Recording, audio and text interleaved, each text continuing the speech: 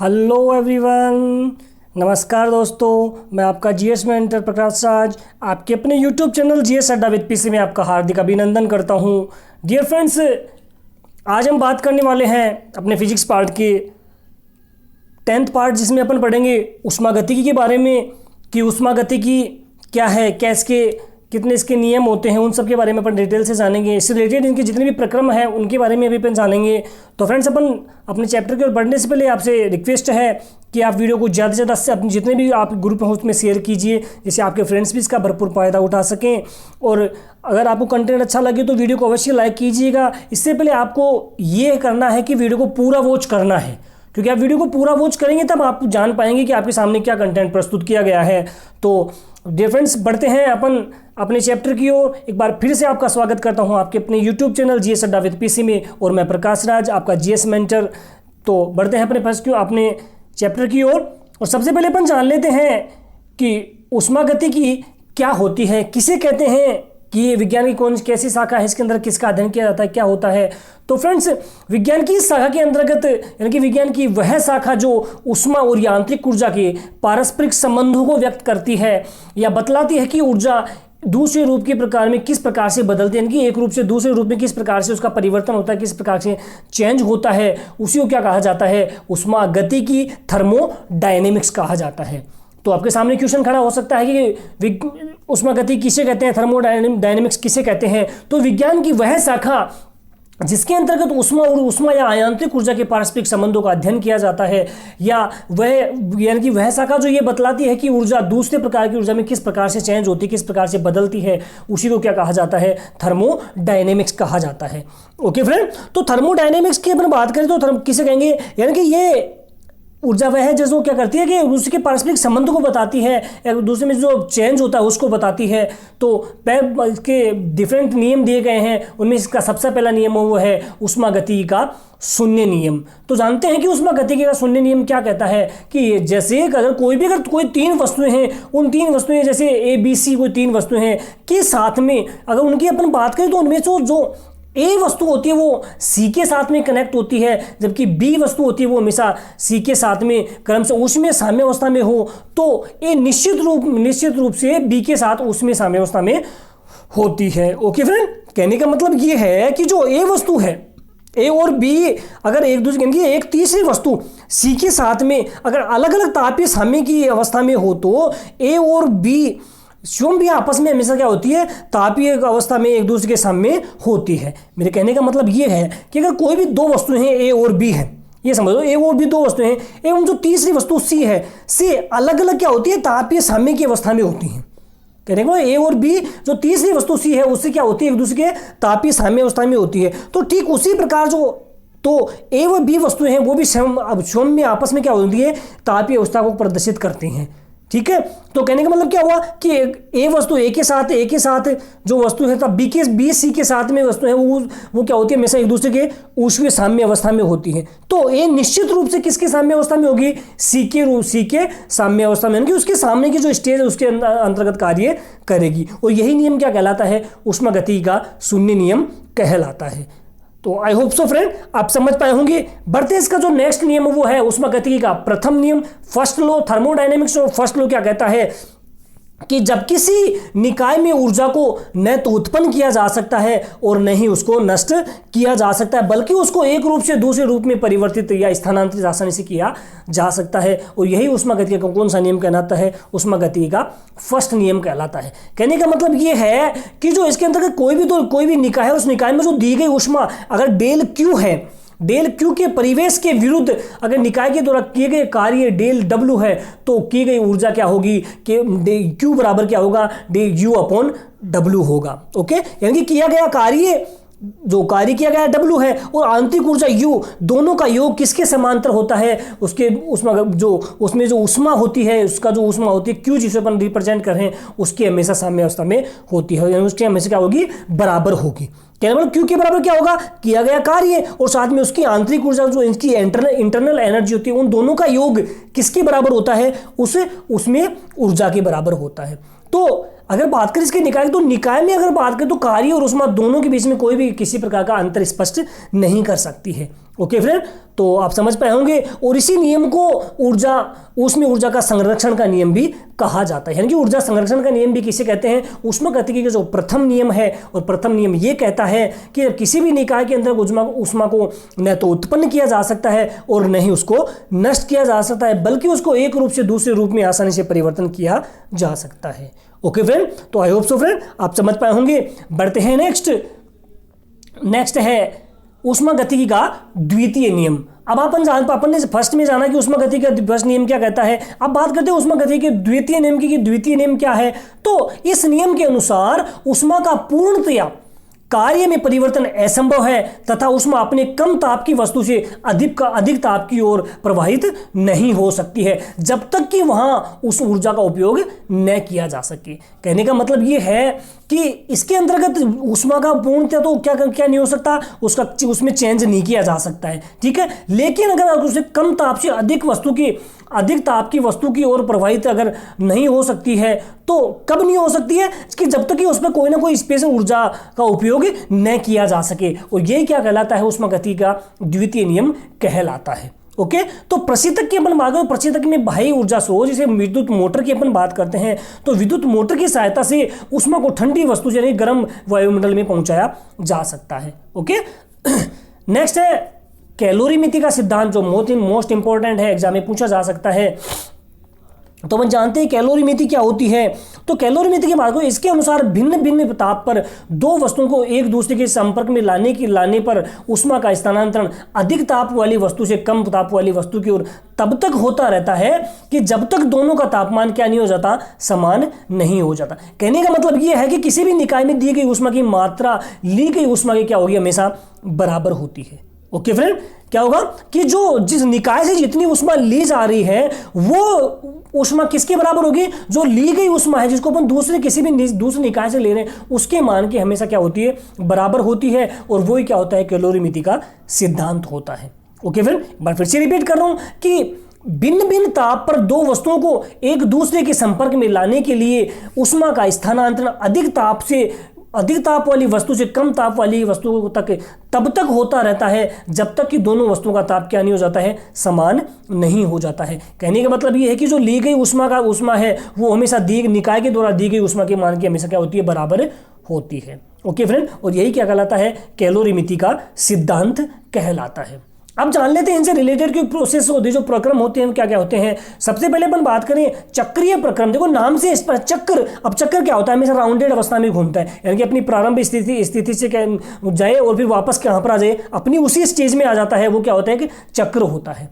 तो जब कोई निकाय किसी परिवर्तन से होता हुआ पुनः अपनी प्रारंभिक स्टेज में आ जाता है तो वह क्या कहलाता है, चक्रीय प्रक्रम कहलाता है। आपने देखा होगा, देखो एक पहिया होता है, पहिया घूमता है, किस पे घूमता है, दूरी पे घूमता है, यानी कि जहां से घूमना प्रारंभ करता है वापस घूम करके क्या करता है, वो अपनी स्थिति में आ जाता है। तो वो जो स्टेज होती है उस स्टेज को क्या कहते हैं, अपन चक्रीय प्रक्रम कहते हैं। ओके, नेक्स्ट है समतापी। देखो समतापी, सम का समान और ताप को तापमान, तो ऐसा प्रक्रम जिसमें गैस का तापमान क्या रहे, स्थिर रहे, परंतु उसके आयतन में क्या आ जाए, परिवर्तन आ जाए, तो ऐसा प्रक्रम क्या कहलाता है, समतापी प्रक्रम कहलाता है। डियर फ्रेंड्स, हमेशा एक ही फंडा याद रखें, अगर आपको कोई भी डेफिनेशन पूछी जाती है, हो सके जहां तक आप जो आपके सामने जो शब्द दिया गया है जिसकी डेफिनेशन पूछी गई है उसके अर्थ को जानें। अगर आप उसके अर्थ को अच्छे से जान गए ना, तो मैं गारंटी से कहता हूं कि आपको उसकी डेफिनेशन बनाने में बिल्कुल भी किसी प्रकार की कोई भी दिक्कत नहीं होगी। जैसे नेक्स्ट अपन बात करें सम आयतनी। देखो सम आयतनी प्रक्रम, तो सम का अर्थ क्या होता है, समान, आयतन का होता है अपने को वॉल्यूम, मास होता है, ठीक है। तो ऐसा प्रक्रम जिसमें निकाय के आयतन में कोई भी परिवर्तन नहीं होता है, कहने का मतलब उसका निकाय हमेशा क्या बनाता है, समान बना रहता है, तो वैसा प्रक्रम क्या कहलाता है, सम आयतनी प्रक्रम कहलाता है। ओके, नेक्स्ट बात करें समदाबी, यानी कि ऐसा प्रक्रम जिसमें निकाय का दाब क्या हो, स्थिर रहे, उसमें कोई परिवर्तन नहीं हो, हमेशा समान बना रहे, तो ऐसा निकाय क्या कहलाता है, समदाबी निकाय कहलाता है या समदाबी प्रक्रम कहलाता है। ओके फ्रेंड, नेक्स्ट बात करें रुद्धोष्म प्रक्रम की। रुद्धोष्म प्रक्रम क्या है, तो ऐसा प्रक्रम जिसमें निकाय में न तो ऊष्मा दी जाए और न ही ऊष्मा ली जाए, जब तब दाब का आयतन में परिवर्तन किया जाए तो ऐसा प्रक्रम कहलाता है रुद्धोष्म प्रक्रम कहलाता है। मेरे कहने का मतलब यानी कि कोई भी निकाय है और उस निकाय के अंदर ना तो ऊष्मा दी जाए और ना ही उससे किसी अन्य निकाय से ऊष्मा ली जाए और फिर भी उसके आयतन में परिवर्तन कर दिया जाए तो जो निकाय होता है वो क्या कहलाता है, रुद्धोष्म प्रक्रम कहलाता है।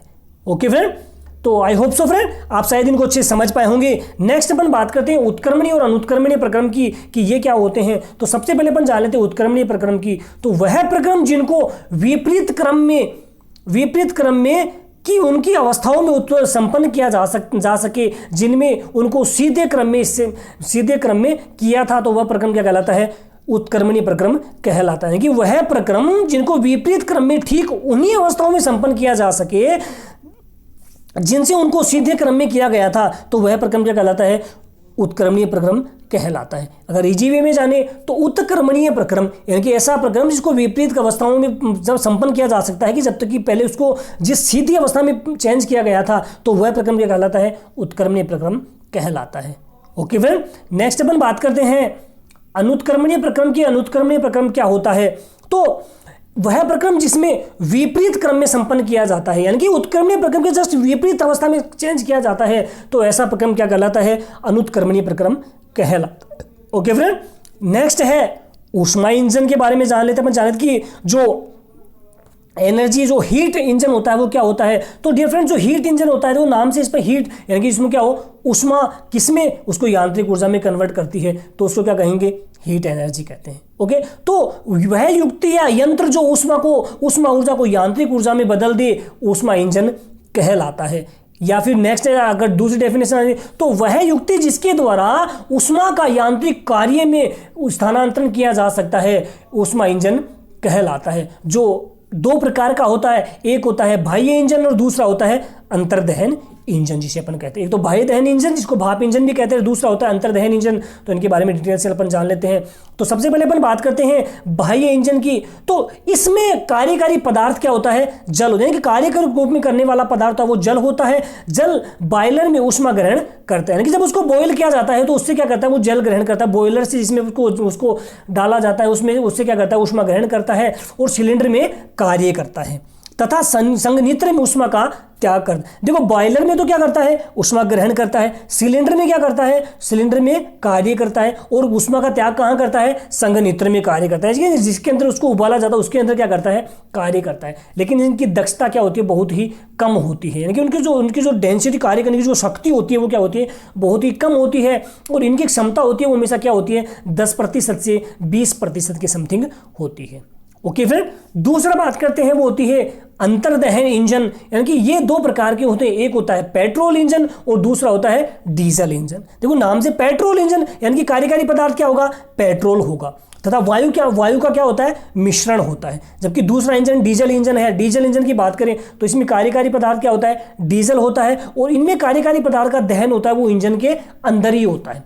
पेट्रोल के अंदर को तो क्या होता है, वायु के अंदर होता है। जबकि इनके अंदर जो डीजल इंजन होता है, इनके जो कार्यकारी पदार्थ का दहन होगा वो इसके अंदर किसके अंदर, डीजल के इंजन के अंदर ही होता है। और इसीलिए इनको क्या कहा जाता है, अंतर्दहन कहा जाता है। यानी कि अंदर की तरफ ये जल जाते हैं। ओके, तो आप समझ पाए होंगे। नेक्स्ट अपन बात करते हैं वो है कार्नो इंजन की दक्षता का सूत्र क्या होता है। तो कार्नो इंजन भी एक प्रकार का ऊष्मीय इंजन ही होता है। तो कार्नो इंजन को नीटा ये जो एन है ये नीटा होता है। तो नीटा बराबर होता है 1 - सिंक को दी गई ऊष्मा अपॉन स्रोत से प्रति चक्र अवशोषित ऊष्मा। कहने का मतलब ये है कि उसका एक भाग होता है, वो एक भाग किसके समतुल्य होता है कि सिंक को दी गई ऊष्मा, यानी कि जिसमें वो जो निकाय उसको दी गई ऊष्मा बराबर अपॉन किसके होता है, स्रोत से प्रति एक अवशोषित ऊष्मा। यानी कि स्रोत से प्रति इकाई में ली गई जो अवशोषित ग्रहण की गई ऊष्मा है वो दोनों किसके होते हैं, उसकी कार्नो इंजन की दक्षता के बराबर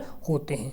ओके फ्रेंड, या फिर गैस द्वारा प्रति चक्र किया गया कुल कार्य अपॉन स्रोत से प्रति चक्र अवशोषित ऊष्मा। यानी कि जो गैस उसमें डाली जाती है कार्नो इंजन में, जो गैस कार्य उसके प्रति चक्र में जो किया गया जो कुल कार्य है वो किसके समतुल्य होता है, स्रोत के प्रति चक्र में अवशोषित ऊष्मा के समतुल्य होता है। तो इसे स्पष्ट होता है कि इंजन की दक्षता केवल स्रोत व सिंक के ताप पर ही निर्भर करती है, कार्यकारी गैस पर डिपेंड नहीं करती है। यानी का मतलब ये है कि जो इंजन की जो दक्षता है, इंजन की जो कार्यकुशलता है, वो केवल स्रोत और जो सिंक है जिसके ऊपर वो कार्य करा उसके ताप के ऊपर डिपेंड करती है, ना कि कार्यकारी गैस के ऊपर डिपेंड करती है। ओके फ्रेंड, तो आई होप सो आप समझ पाए होंगे। बढ़ते हैं नेक्स्ट।